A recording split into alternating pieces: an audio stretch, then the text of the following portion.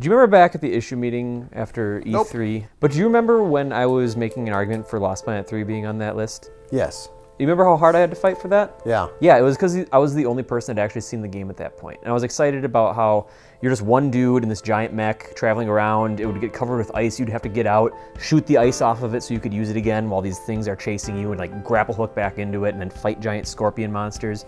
There's some cool stuff going on. But it was hard for me to get it on the top 50 list because I was the only person that played it. But you just recently played it. I was never into Lost Planet as a series. The games, I played them both. I feel like not a lot of people were. It was kind of a generic action game, I feel like. With this one, maybe it has something to do with the fact that it's developed by a Western studio. Spark Unlimited. It feels more up my alley. It feels a little bit, I want to say Dead Spacey without the horror, if that makes any sense. It's more atmospheric for sure when you actually end up going indoors. Because part of the central parts of the game is you go and melt, like thaw these entire facilities that were frozen over and go and harvest this, I think it's called like tea energy or something, and you have to go and explore them. There's like these creatures going, and you feel very vulnerable when you're on foot, which is a direct contrast to being in the mech. That's why I wear shoes, but...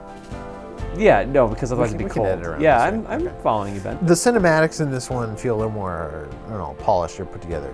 And I don't think the story is necessarily like, going to be amazing or anything. You play this miner named Jim. They want him to be like an everyman. Yeah. He's trying. The reason he's doing this thing is not because he's some hero. It's because he just wants to raise money to get back home. Yeah. He's getting too old for this. So you're going through this cave and you're fighting all these like giant mosquitoes that are like larger than a big dog.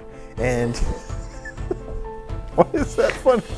I pulled out a shotgun and I was shooting them down. And you kind of make your way through, and then you make it up to the top of the summit. There's a bunch of like icy mountains. Oh yeah, it's great. There's mountains, sprawling vistas. Great. Yeah, there's visas and MasterCards, and this giant scorpion comes over the hill. There's always a giant scorpion. There's always a giant scorpion, and so you do battle with that thing. You call for your rig to come up. So you have to kind of like dodge a spit, and he kind of calls a swarm of giant dog mosquitoes. Mm-hmm. After like a few rounds of that, your rig shows up, you hop in that. The coolest parts of Lost Planet 3 I've seen have been that contrast between like you being on foot and you inside your rig. So you're fighting the scorpion and you feel really, really overwhelmed. But finally the rig shows up, you get in there, and then you're hitting him and you can punch him and you can eventually like grab the scorpion in your pincer and then get out of your rig while your rig is holding this giant scorpion and get on foot around him and then blast the scorpion in his vulnerable... It's like tag teaming. Like when you do at a bar with a buddy, you get on all fours and your buddy pushes you over. Yeah, and the guy's like, whoa. So a lot of what you described kind of sounds similar to what I played at E3, but how did you feel coming out of it? You know what? I felt good. The controls feel pretty solid. The action's fun. The weapons, they're what you would expect from a shooter. Like everything about the experience felt polished and fun. There's maybe a few bugs that they'll have to clean up, but I mean the game doesn't come out until next year, so. But as far as you're saying, what your previous thoughts of the Lost Planet series were. When I say bugs, Tim, I'm not talking about the giant acrid bugs. Yeah, I'm talking about. Say acrid. Acrid. Okay, thank you. Acrid. Dog mosquitoes. But you're happy it was on that E3 list, and you're happy I fought for it.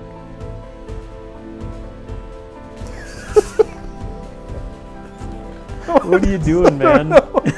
It's a solid game. If you like the first two Lost Planets, you probably like this one even more. If you haven't liked the Lost Planet series, maybe give this one a try because it looks different enough. It is way different. I'm actually really excited for it. You know, it's also interesting because Spark Unlimited is part of the development team for the new Ninja Gaiden, the Yaibo game. Do you want to run through that whole thing over again?